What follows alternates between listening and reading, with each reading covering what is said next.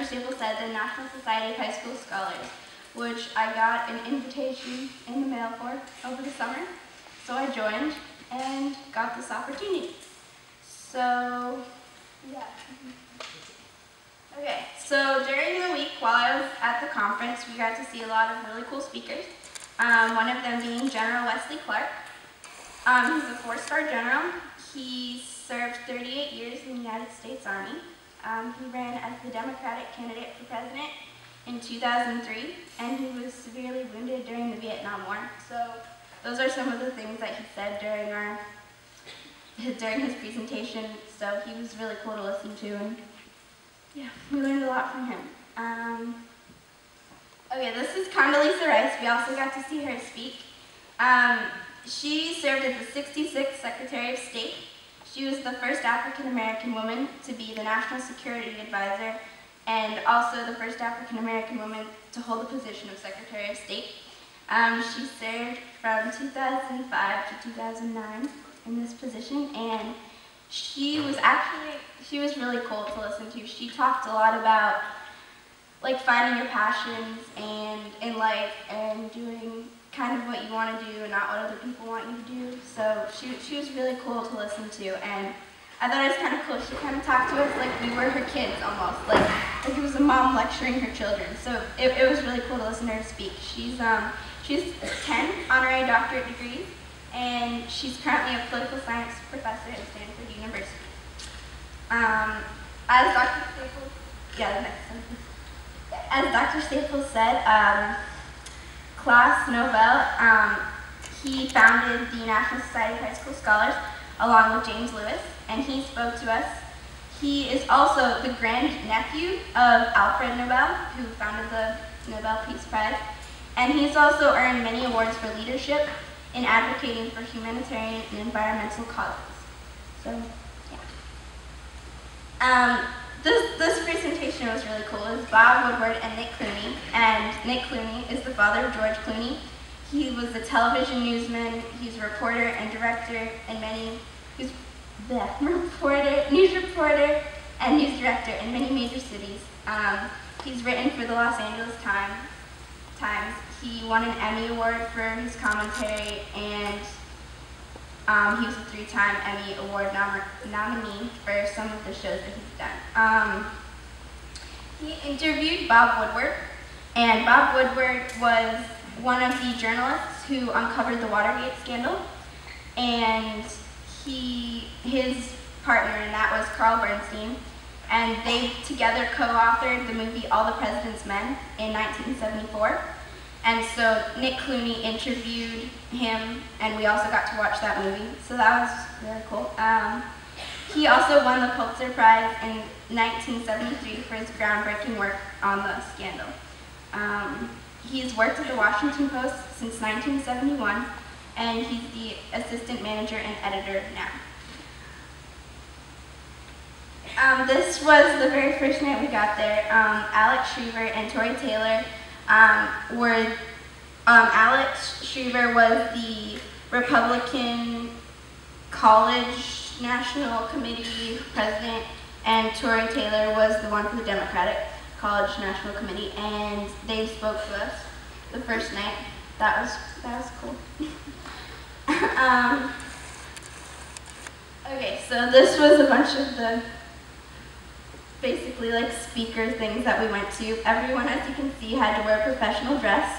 So there were like 3,000 high schoolers overtaking the hotel. We stayed at the Gaylord, like overtaking this hotel and conference center in professional dress. So it's kind of cool. We did a lot of different conferences in smaller groups. One of the things we did was discuss regional issues. Like for Florida, we discussed like public schools, education, and solutions to ways we can improve our system. Another conference we did was where we did like selecting cabinet members. So we discussed key cabinet positions and their roles in our government, and we selected which candidate we felt best based on their platform that we were given. We ran mock presidential campaigns where we came up with a logo, slogan, and speech for our candidate. And then everyone in our group voted after to see who they thought won based on what we had prepared for them. So, yeah. This was us doing our mock presidential campaigns and some of the slogans and stuff we came up with. The last night we were there, we got to go to a gala at the Air and Space Museum. So it was like all 3,000 of us kind of took over. It was really, really fun. It was cool. Kind of got it all to ourselves. Okay. Yeah, this, on Inauguration Day, there were 800,000 people in the National Mall. Okay, there's a couple cool facts about this. One that my brother told me, because my brother's a Marine, and he said that there were actually planes in the sky, like where you couldn't see them, like on Inauguration Day, above the clouds basically, and they were ready to drop people, like Marines, onto the National Mall if something went wrong. So that was kind of cool. You don't really hear about that kind of stuff.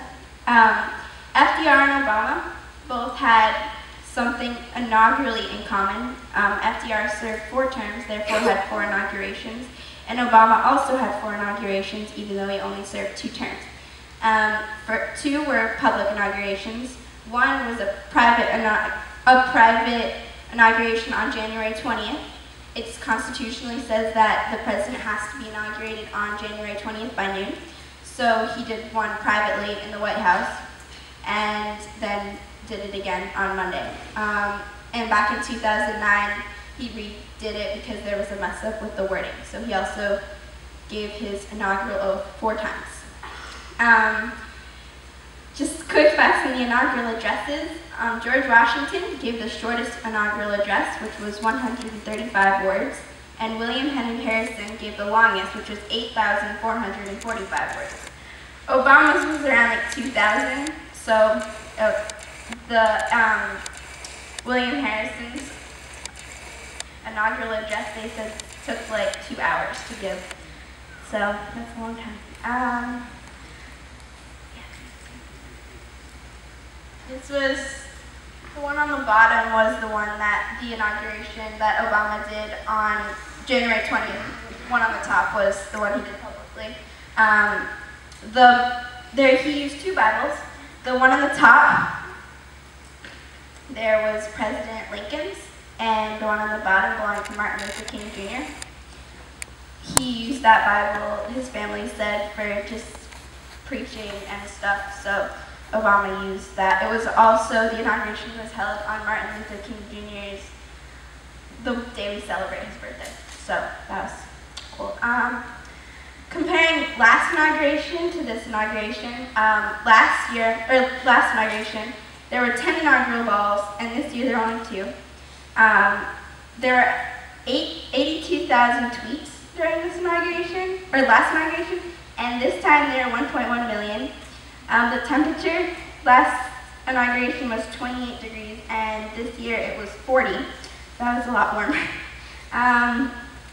And then the metro rides taken had actually greatly decreased this year. I don't know, those were some interesting things on the Washington Post the day after the inauguration.